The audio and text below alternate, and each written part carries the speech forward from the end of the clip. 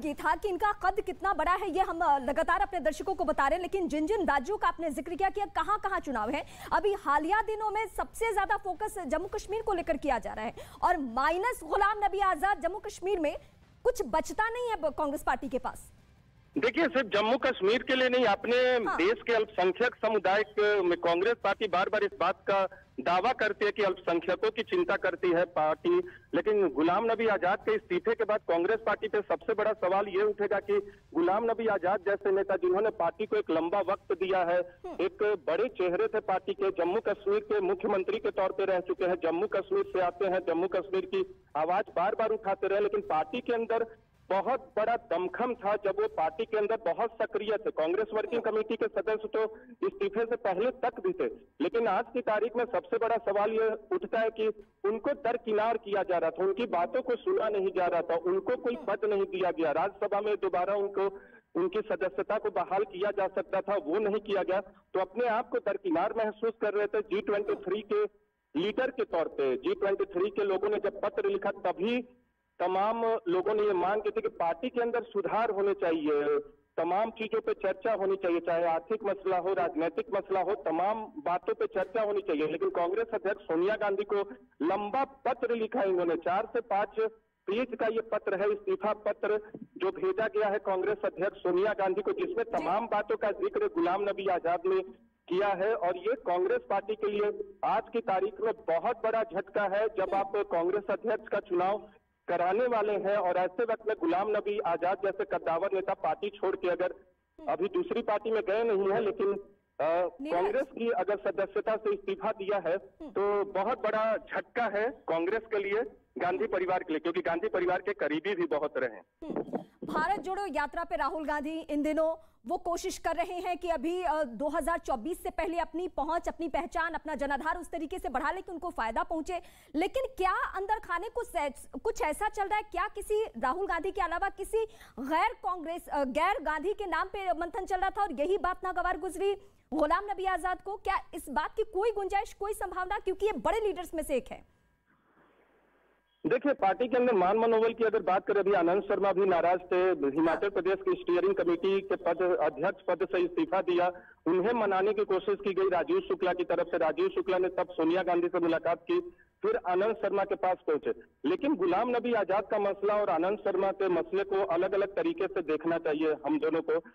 गुलाम नबी आजाद ने अपना पत्र भेज दिया है, G23 को पत्र लिखे करीब 2 साल का वक्त हो गया है। 2 साल में गुलाम नबी आजाद जो भी चाहते थे पार्टी के अंदर वो सुधार नहीं हुआ। इसके अलावा गुलाम नबी आजाद को ऐसा लगता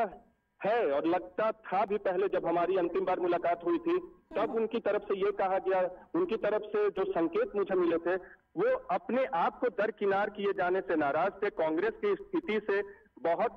चिंता व्यक्त कर रहे थे कांग्रेस पार्टी की आज की डेट में जो हालिया स्थिति हो गई। एक और महत्वपूर्ण बात आपको बताना चाहेंगे, विभिन्न चुनाव में जो पिछले दिनों में जो भी पिछले महीनों में चुनाव हुए हैं उसमें भी जिनका इस्तेमाल गुलाम नबी आजाद का करना चाहिए था, पार्टी ने, गुलाम नबी आजाद को ऐसा लगता रहा है कि पार्टी ने उनका इस्तेमाल कम किया है। हालांकि अभी बीमार भी थे, तबीयत भी उनकी खराब थी, उससे अपने आप को बेहतर ठीक होकर निकले हैं, लेकिन ये इस्तीफा कांग्रेस पार्टी के लिए बहुत बड़ा झटका है और अब देखना होगा कि कांग्रेस पार्टी इसे कैसे डिफेंड करती है या मनाने की कोशिश करते है। डिफेंड तो आप कर नहीं सकते, अगर इतना बड़ा चेहरा आपकी पार्टी को छोड़ता है, कांग्रेस पार्टी पे सवाल जरूर उठेंगे कि आखिर अल्पसंख्यक समुदाय से आने वाले, पार्टी के अंदर इतना वक्त देने वाले, संगठन से लेकर सरकार में काम करने वाले, संसद के अंदर काम करने वाले नेता पार्टी छोड़ क्यों रहे हैं, ये सवाल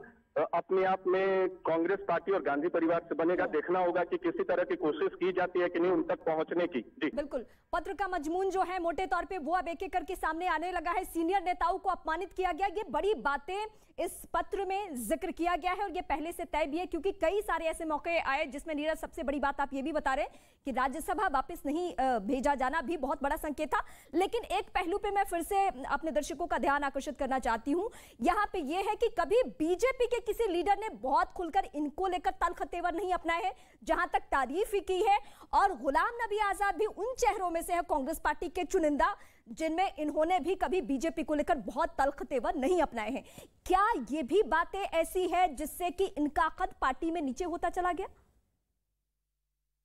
ये जो पत्र लिखा, जो मैं अभी तक थोड़ा बहुत पढ़ रहा हूँ, हाँ। उसमें उन्होंने अपने छात्र जीवन से शुरुआत की है। सबसे खास बात यह है कि अपने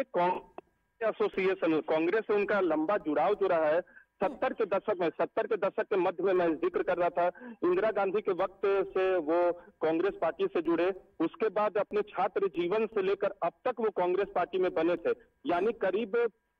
आधे दशकों का रिश्ता, माफ कीजिएगा, करीब 50 वर्षों का रिश्ता उनका कांग्रेस पार्टी से रहा है। और 50 साल के बाद अगर कोई गुलाम नबी आजाद जैसा नेता अगर पार्टी छोड़ता और इतना बड़ा पत्र लिख के अपने एसोसिएशन को बताते हुए, कांग्रेस पार्टी से अपने जुड़ाव को बताते हुए कांग्रेस अध्यक्ष सोनिया गांधी को पत्र लिखता है, तो कहीं ना कहीं ये सवाल जरूर उठता है। थोड़ी देर के बाद कांग्रेस की ब्रीफिंग तो आम आदमी पार्टी के मसले पर अजय माकन करने वाले हैं, लेकिन आज सवाल इसी मसले पर होगा कि आखिर गुलाम नबी आजाद ने पार्टी से इस्तीफा क्यों दिया। ये सवाल झेलना पड़ेगा कांग्रेस को और कांग्रेस के प्रवक्ताओं को अब, और कांग्रेस के बड़े नेताओं को जवाब देना होगा कि आखिर ऐसी स्थिति क्यों आई कि बार बार पत्र लिखने के बावजूद, G23 का पत्र लिखा गया 2019 के लोकसभा चुनाव में हार के बाद, उस बात को कई बार बैठकों का दौर भी चला विभिन्न नेताओं के बीच, कांग्रेस पार्टी और कांग्रेस अध्यक्ष की तरफ से भी बातचीत हुई नाराज नेताओं से, लेकिन नाराजगी 2 साल के बाद भी दूर क्यों नहीं की जा सकी। इस बीच गुलाम नबी आजाद अपने आप को दरकिनार फील करते रहे। पिछले 2 साल के दौरान राज्यसभा में विपक्ष के नेता का उनका पद गया, राज्यसभा की सदस्यता गई, कई नए नेता आए लेकिन उन्हें राज्यसभा का ऑफर नहीं दिया गया। तो ये तमाम सवाल हैं, और सबसे बड़ा सवाल तो आज की तारीख में उनके इस्तीफे के बाद ये है कि कांग्रेस पार्टी जो अल्पसंख्यक समुदाय की बात करती है, आखिर इतने बड़े चेहरे का इस्तीफा कांग्रेस पार्टी कैसे जवाब देगी कि आखिर क्यों वो अपने पद से इस्तीफा दिए। जी, बिल्कुल नीरज जी, ये सच है कांग्रेस पार्टी के लिए कि जिस अल्पसंख्यकों की बात वो जब भी करती है तो वो एकाधिकार महसूस करती है। उसे लगता है कि अल्पसंख्यक हमेशा कांग्रेस पार्टी पर भरोसा करते हैं। जब ये यकीन कांग्रेस पार्टी को है तो गुलाम नबी आजाद जैसे नेताओं को क्या पार्टी छोड़कर जाने की नौबत आनी चाहिए। और दूसरा पहलू ये है इस वक्त नीरज कि राहुल गांधी तो हिमायती हैं अभिव्यक्ति की आजादी की, तो जब G23 के लीडर्स ने शिकायत की, जब बड़ी बातें कही, मीना आपके पास आती हूं इस वक्त की बड़ी जानकारी के लिए हम सीधे रुख करते हैं। इस वक्त मेरे सहयोगी अरुण सिंह भी मेरे साथ जुड़ चुके हैं। अरुण, ये आज के लिए सबसे बड़ी खबर में से एक है, गुलाम नबी आजाद का इस्तीफा। देखिए, गुलाम नबी आजाद के इस्तीफे में जो बातें लिखी गई हैं वो बहुत ही महत्वपूर्ण और कांग्रेस पार्टी के चरित्र पर सवाल खड़े करती हैं। गुलाम नबी आजाद ने स्पष्ट रूप से कहा है कि पिछले 8 साल से एक ऐसे नॉन सीरियस व्यक्ति को पार्टी के केंद्र में रखा गया जो राजनीति करना नहीं चाहता। उनका इशारा राहुल गांधी की तरफ और सीधे सीधे राहुल गांधी पर ही हमला है। उनको वो नॉन सीरियस पॉलिटिशियन कहते हैं। साथ ही साथ वो ये कह रहे हैं कि जो इलेक्शन की प्रक्रिया चल रही है आज, एक पपेट बैठाया जाएगा अध्यक्ष के पद पर। जाहिर सी बात है, जैसे ही अशोक गहलोत के नाम को आगे किया गया, जो पुराने नेता हैं जिसमें दिग्विजय सिंह हैं, जिसमें गुलाम नबी आजाद हैं, जिसमें आनंद शर्मा हैं, इन लोगों को निश्चित रूप से ये बात रास नहीं आ रही है कि पिछले 3-3.5 साल से वो मुख्यमंत्री हैं और अब आके अध्यक्ष बन जाएंगे। बहुत सारी ऐसी बातें हैं। और G23 समूह का जो गठन किया था उसके बाद उनका कहना है कि एक पत्र लिख देने के बाद इतना ह्यूमिलेट किया गया कि उनको पार्टी की प्राथमिक सदस्यता से भी इस्तीफा देना पड़ रहा है। तो बड़ी बातें ये हैं कि राहुल गांधी पर सीधा हमला है, सोनिया गांधी पर आरोप है कि वो बात नहीं उन्होंने सुना और राहुल गांधी के कहने पर फैसला लिया, और पार्टी अपने जो उसकी दिशा है उससे भटक गई है, और इसलिए बीजेपी ने पूरा जो देश है उस पे उसका एक एक करके कब्जा होता जा रहा है। अरुण, मतलब ये क्लियर मैसेज यही है कि अंदर खाने जो चर्चा चल रही थी अध्यक्ष पद के नाम को लेकर, जिसमें राहुल गांधी नहीं थे, कुछ पार्टी के सीनियर लीडर्स थे जिसमें गुलाम नबी आजाद का नाम नहीं, क्या नाराजगी की सबसे बड़ी वजह यही है? देखिए, उनकी नाराजगी काफी दिनों से है। जब से उन्होंने G23 ग्रुप का नेतृत्व करना शुरू कर दिया था, तब से ही राहुल गांधी उनसे खींचे से रहते थे, दूर रहते थे, और उनका पूरा जो ग्रुप है उसको दिखाने के लिए एक तरह से पार्टी के अंदर रखा गया था। कांग्रेस वर्किंग कमेटी में भी रखा गया था, पॉलिटिकल अफेयर्स कमेटी में भी रखा गया था, लेकिन उनकी राय नहीं ली जाती थी, उनका वजन और कद वो नहीं रह गया था जो वो देखते आए थे, और इसलिए उनको इस्तीफा देना पड़ा।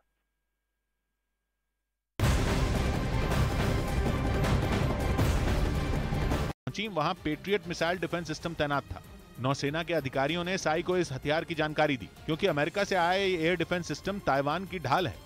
जिसके कॉन्ट्रैक्ट को ताइवान ने 2026 तक बढ़ा लिया।